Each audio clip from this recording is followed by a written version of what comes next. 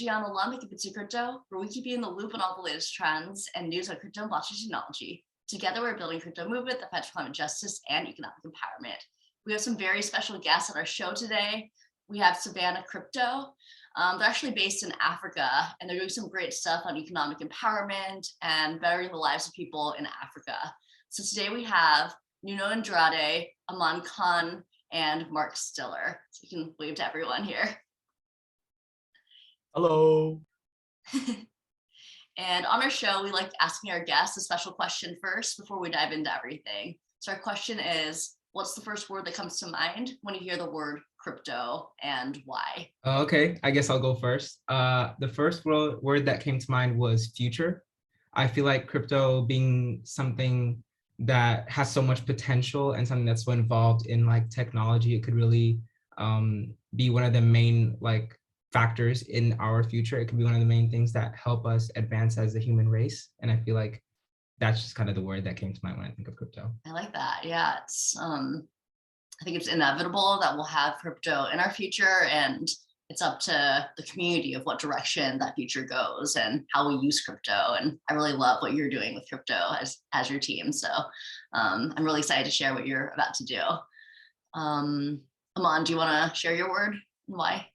Yeah, sure. I think my word would be revolutionary. I think crypto is something that is changing a lot of things, especially how we look at the future, how we kind of look into money, and just the blockchain system in general. I feel like it's something that can really change, I guess, the way we use money, and also help people with it.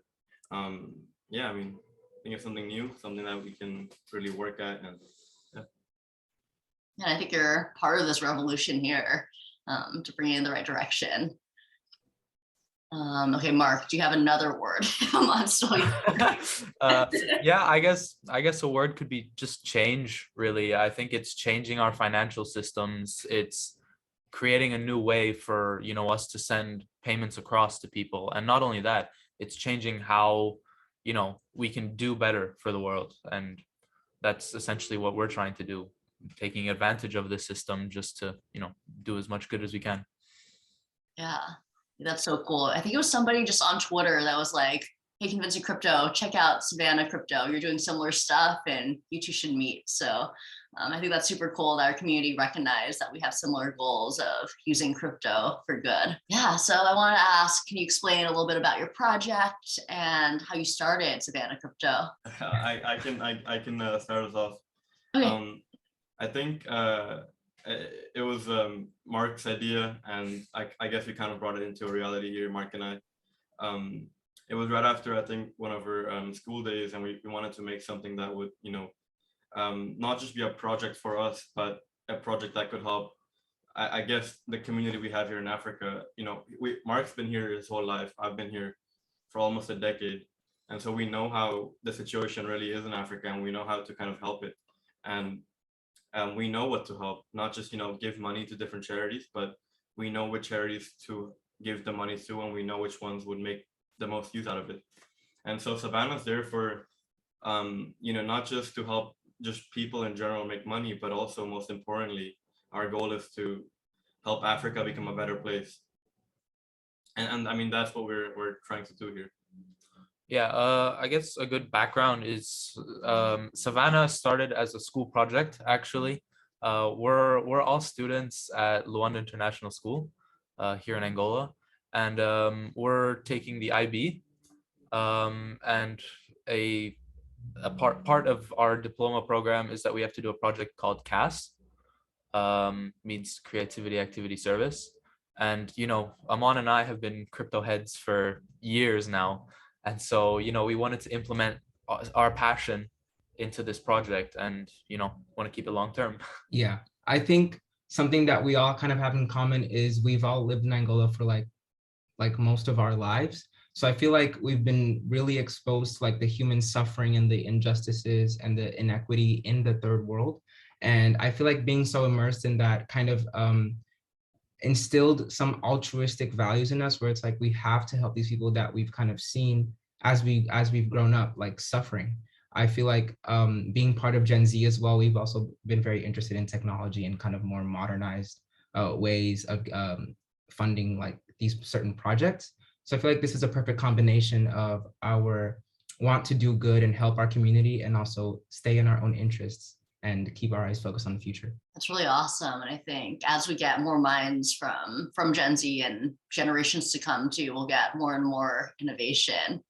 I love how this is coming from a school project and it's getting bigger than that too. And I see something as this being a worldwide project in the future and a lot of people helping people in need there. Can I ask you a little bit about your tokenomics and how that works on the charity front? How do you split up everything and what's this model of charity plus gains for the people helping out with the project? So we have a 10% tokenomic fee where out of that 10%, we want to give 5% back to the holders, and that's proportionate. So depending on the amount you hold, the amount of Savanna you hold, in terms of volume, you'll get a higher percent in return from that 5% tax.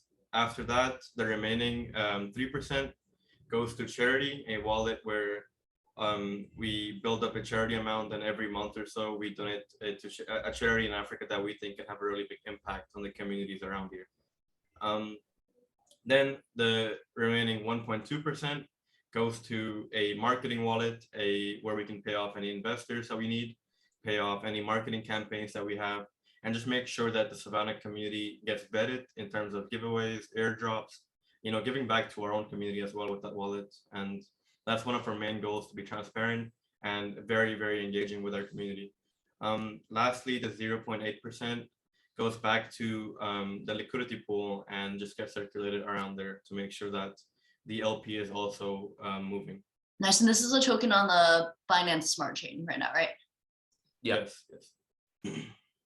What was the reasoning for that particular chain? I think we already have, a 10% fee on any token what crypto is not too big, but it is a fee nonetheless. And with the Binance Smart Chain, we're not only able to have this, really nice, dynamic, and different tokenomic system, but also rather have a blockchain backing us up that has almost no fee. When we implement our own, our holders don't have to suffer too much. Yeah, essentially the methodology we took when deciding the chain was, we're already taking 10% out of someone's investment. We don't want them having to pay gas fees as well on Ethereum, so that was essentially the idea. Because we don't want we want people interested in our project, and we don't want to be taking away what they invest, essentially. Makes sense. Yeah. One of the reasons I don't like Ethereum on the show, I've talked a lot, like I'm not a fan of them, the gas fees, also how they're still proof of work and just not the most environmentally friendly too. So yeah, I like how you found something that works best for your community and won't charge them too much. So I'm curious, you said you have a bunch of charities that you donate to. What's the process right now of picking which charities get funding from your project? Is it a voting system and who decides right now? Yeah, right now, what we do is we're currently deciding. So we actually haven't done a charity donation yet. We have one planned soon, but essentially the way we do it is we just contact charities that we find interesting. We go through a process of looking at charities, making sure that the money we give, they actually use, right? Because that's very important to know that the impact is maximized. And yeah, we also want to implement a voting system, actually. So we want to every month do what we call the Savanna pick. So we pick a charity, and we also, of course, want the community to pick, because we want them to be involved as. Nice. I think that's a really cool thing about blockchain, that you can eventually have it as it can be more democratized, and it can be super transparent about where this money is going. I think one issue, a lot of people are hesitant to donate because they think, oh, these charities might be doing something bad with my money. It just goes to people who aren't actually for the cause. And I think with blockchain technology, it ensures that you vetted these organizations. It's all tracked on the blockchain, so money just doesn't get lost in weird pockets everywhere. Yeah, no, another thing we want to do is we want to make sure that we're not just donating to the biggest charities. We have some big charities that we want to donate to, for example, like the Halo Trust. We've seen them do some really good work, for example, here in Angola alone. You know, they're a charity or organization, sorry, that remove landmines and, you know, make sure that farmers can farm, people can cross to get water, etc. Um, and so that's one of the big charities we were planning on. But I think another goal we have is putting small charities on the map, so that we know like any small charities that are actually there to do, like, you know, good. We can donate to them, have an AMA with them, an interview with them, and using our community, we can put them on the map so then they can become bigger and, you know, do more good as well in the future. Yeah, we definitely don't just look at the large charities, look at like grassroots projects. Like for example, there was the Ochiva project that kind of goes and installs mangroves in on the Angolan coastline, which is really good for the environment and the ecosystems there. And it's like more of a grassroots project. But one of the things that's most like really important in the process of picking a charity is making sure that not only we can track, but we can share where exactly the investor's money is going. Because when people want to invest in Savanna and they see this charitable aspect, obviously it's very altruistic, so it's a different motive to do that. But they also need to know where exactly their money is going, how many people their money is able to help. So while we're choosing the charity, we want to make sure that we can actually get that information to our investors, just so they know exactly what they're doing, what we're doing with their money. I love that. And what's your process right now of finding the charities and then making sure you have the data to ensure to the investors that they're doing what they're doing? Are you interviewing them? Are you just searching on their websites? Where's this information available? Yeah, the good thing about, you know, being in Angola and you know, being part or living where you want to donate is that you naturally get to see these different charities. I mean, at school we've had many charities come in, tell us about their projects, what they're doing, and you know, that's definitely something we've taken in mind. Also what we've done is we've really just done searches online, looking at different charities, seeing what's interesting, and then from there, you know, researching more and more. Yeah, and something being IB students, we've been very lucky to have a very like giving upbringing, not just in the diploma program, but in the middle years program. We've been very exposed to doing community projects and services action. So community service has always been very instilled in us in our education. So we've had lots of conversations and interviews and speeches from different charities throughout our education. And something that we've also been looking into is investing in other CAS projects, which could also be more grassroots things. So like supporting our peers and helping these communities as well, because maybe they do not have the finances to do that. So yeah, we generally have been very exposed to that, but we maybe email them or we use sources like GiveWell, which gives you names of like charities that give water or provide sexual health information for women in Africa. So there are many different sources that we use to kind of look at credible charities. Very cool. I think there's a lot of potential for your project, definitely, in a lot of different sectors too. So I'm curious, what's your long-term vision for the project? I guess, where do you all see yourselves in, let's say, 5 years from now? I think 5 years from now, we want to be, you know, a very notable crypto that, you know, donates to a lot of different charities. We want to keep going this way. I think a few things on our roadmap are, for example, introducing NFTs to the system. That way, you know, we have different sources of different methods of donating with charity as well. So once we have our NFT system out, our NFT product out, you know, that can also donate a lot to different charities. We want to introduce a DAO system that can really involve our community with us. And, you know, sometime in the future, maybe having, if we're lucky enough to have, you know, meetups and just, I think we have a lot of cool stuff planned really, and we're looking forward to it in the next couple of years. Yeah, a big thing that we were considering, right, is that we really want Savanna to be long-term.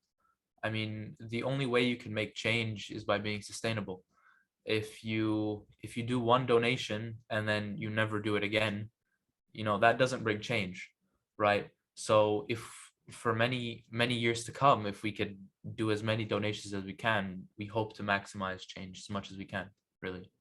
And eventually, not just donating to different charities, but also using, our own Savanna to build, for example, homeless shelters is one of our ideas. Building those around Africa, to bring change ourselves as well directly, not just indirectly by just giving the money away and just disengaging from the community, but rather engaging directly ourselves as well. Yes. Yeah, I think it's so interesting that as a way to sustain your community, you are rewarding them. And I think also, since they're in this for the long term, they can see, I guess, with your project, the long-term change that they'll be able to be a part of too. Because after a one-time donation, okay, like, did this get like water for one day for this family? But if it's an ongoing thing, you can maybe see eventually the positive impact of these families' lives are getting better and better in Africa because of this whole community support. And yeah, I think that's kind of a problem right now in the charity space. Like, you might have these one-time donors, but it's like, okay, I donated, now what's the impact? But if you're all part of this community, you're all working on this collectively together towards a common goal in the long term. Anything else you want to share before we go? Yeah, sure. Aman here just reminded me. Yeah. You spoke a bit about water.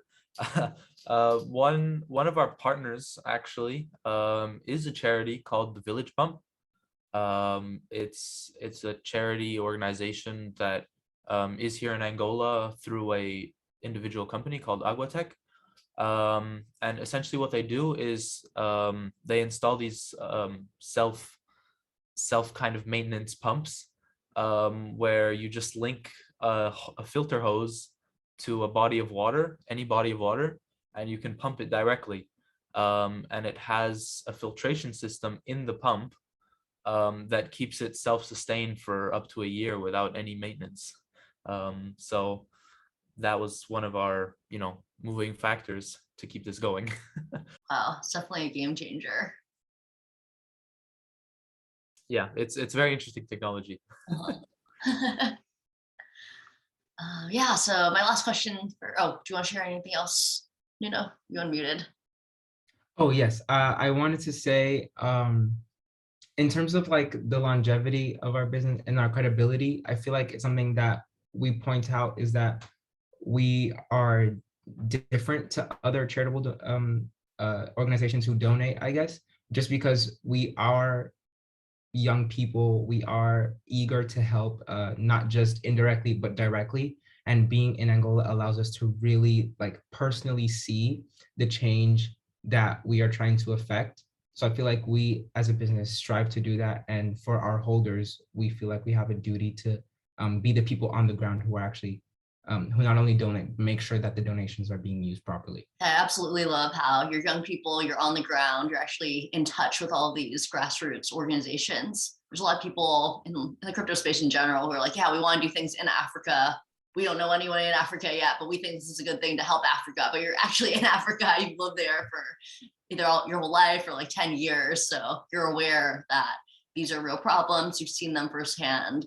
And yeah, I think this will also add to your credibility and the growth of your project in the near future. So I do want to ask you, what are ways that our little convincing crypto community and our audience can help all of you and support your project right now? I mean, I think the best way to support us now is buy some Savanna.